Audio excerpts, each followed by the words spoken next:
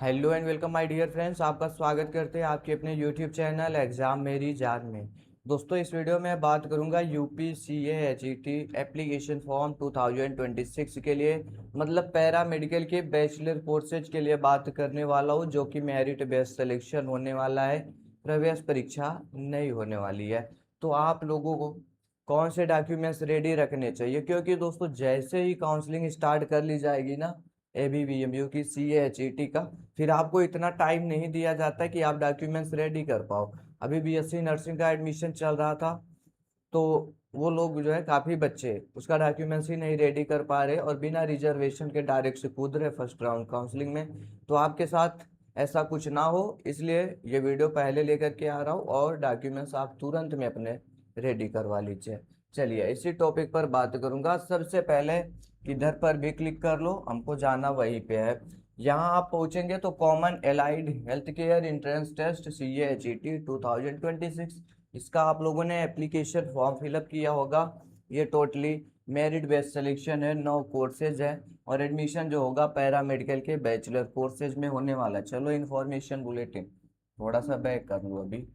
यहाँ पर देख लो जो गलतियां हुई थी। देखो, अलाइड हेल्थ केयर बैचलर पाठ्यक्रमों के लिए मेरिट जनरेशन हेतु अंक संशोधन विंडो उन अभ्यर्थियों के लिए लाइव है जो अपीयरिंग कैंडिडेट है, मतलब अभी 12th कर रहे थे, ये फॉर्म अप्लाई कर लिए, ठीक, अपलोड नहीं किए थे डाटा सही से, अथवा जिन्होंने गलत अमान्य अंक दर्ज किए हैं, मतलब गलत डाटा फिलअप किया, तो सभी लोग 18 जून तक इसको सही कर ले, रात 12 बजे तक। उसके बाद में आपकी मेरिट लिस्ट आने वाली है और आप लोग आगे काउंसलिंग करेंगे, चॉइस फिलिंग करेंगे, सीट अलॉटमेंट रिजल्ट आएगा और आपका एडमिशन कंप्लीट किया जाएगा। तो ये डेट 18 तक है, उसके 2 से 3 दिन के अंदर ही आप देखेंगे आपकी मेरिट लिस्ट जारी हो जाएगी, मतलब 20, 21, 22 में इसी में कुछ मेरिट लिस्ट जारी होगी और आपका एडमिशन प्रोसीजर स्टार्ट कर दिया जाएगा। रही बात डॉक्यूमेंट्स की, तो चलिए वही बताता हूँ। यहाँ से तो आपको पता होगा ये मेरिट बेसिस सिलेक्शन है, चलो कोई नहीं, आइए। डॉक्यूमेंट्स में दोस्तों सब कुछ रेडी रखो या मत रखो, कुछ चीज़ें मैं यहाँ पर नाम लिख रहा हूँ ओरली, इसको ध्यान में रखिएगा। अगर इतनी चीज़ें हैं तो आपका एडमिशन नहीं रुकने पाएगा। सबसे पहली चीज़ जो है, जो आपने एप्लीकेशन फॉर्म फिलअप किया है वो आपके पास फॉर्म होना चाहिए। जो आपने, क्या लिख रहा हूँ जी,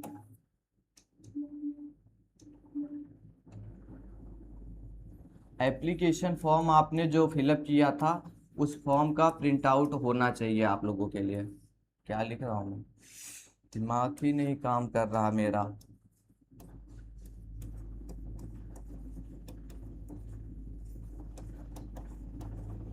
एप्लीकेशन फॉर्म ये आपके पास में प्रिंट आउट होना चाहिए। उसके बाद में आपके पास 12th की मार्कशीट रहे और सर्टिफिकेट, हिंदी में लिख दूँ, मार्कशीट रहे और सर्टिफिकेट। अब देखो, सर्टिफिकेट के लिए आपको परेशान नहीं होना है, सर्टिफिकेट आपके मार्कशीट में ही दिया गया, वहां पर सर्टिफिकेट नंबर करके लिखा है। बात क्लियर है। और 10th की मार्कशीट होनी चाहिए, सर्टिफिकेट होना चाहिए, ये भी वैसे ही आपका लिखा गया है। आपके पास में फोटो होना चाहिए, फोटो वही जो फॉर्म में लगाया था आपने, ठीक है, नीचे फोटो के नाम, किस डेट में फोटो शूट करा है वो डेट, ये फोटो आपके पास में होनी चाहिए।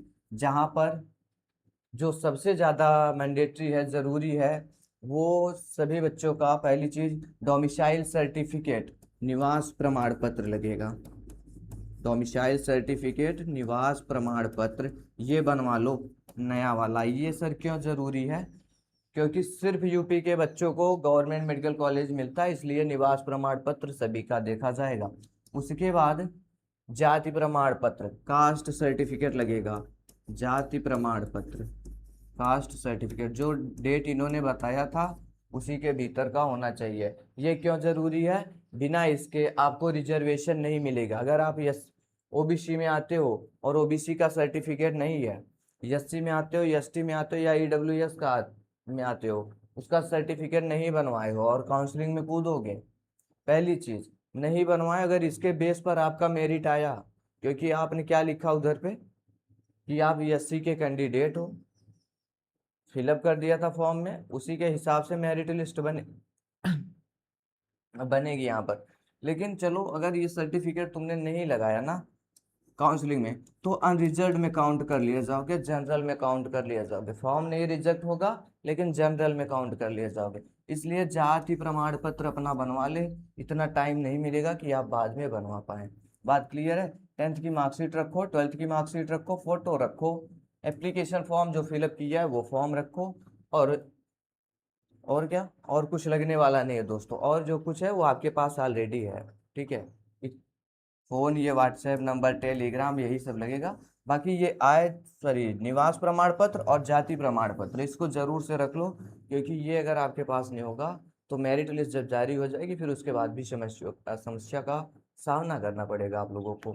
और पहले से क्लियर रहेगा तो बिल्कुल ईजिली आप काउंसलिंग वगैरह कर पाएंगे। आगे कोई भी अपडेट होगा शेयर करूंगा।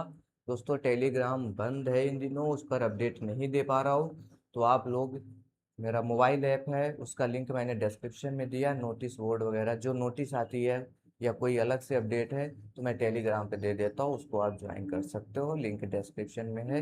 या प्ले स्टोर पे जाके डायरेक्ट से सर्च कर सकते हो एग्जाम मेरी जान, वहाँ पर दिख जाएगा मोबाइल ऐप, उसको डाउनलोड कर सकते हो। मिलता हूँ नेक्स्ट वीडियो में। Thanks for watching this video.